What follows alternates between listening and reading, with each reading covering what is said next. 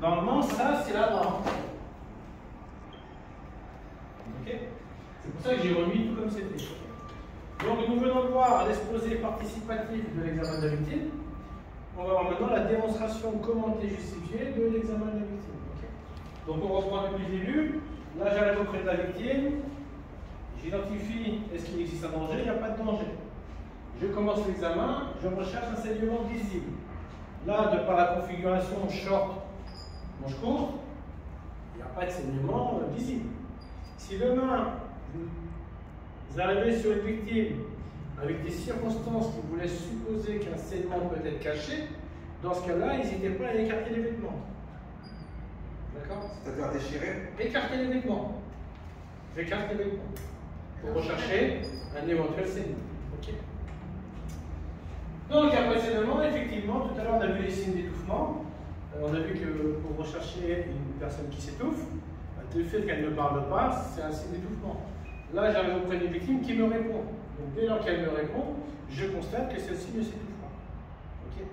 Donc là, j'arrive auprès de la victime, je continue. Je vais rechercher si la victime répond. Donc, si elle répond, elle peut se plaindre de malaise, de brûlure, de plaies qui ne saignent pas abondamment, de douleurs qui empêchent certains mouvements. Donc, je m'approche auprès de la victime, mes yeux sont ouverts. Je lui parle. Sofiane, tu vas mettre quelque part? Non. D'accord, pourquoi tu es au sol? Je sais pas. Ok. On pourrait supposer un malaise. Maintenant, je vais vous montrer comment rechercher la non-réponse. C'est-à-dire qu'on va identifier que la victime ne répond pas. Donc, pour identifier qu'une victime ne répond pas, je vais m'approcher d'elle, je vais venir lui secouer les épaules et je vais venir lui prendre la main. Je vais lui poser une question simple.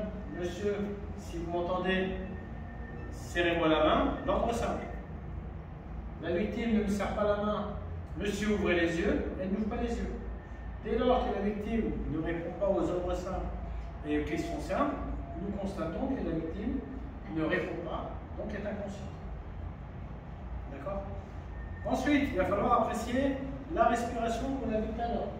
Pour pouvoir apprécier la présence de la respiration, il va falloir faire une libération des voies aériennes, comme je vous ai montré tout à l'heure, au moyen de la tête articulée. Donc pour ce faire, je vais me mettre un genou au niveau de la tête, une main sur le front, 1 à 3 doigts sur la partie dure du menton. Et là, je vais faire une bascule prudente de la tête en arrière, avec une surélévation du menton. La langue se décolle du fond de la gorge.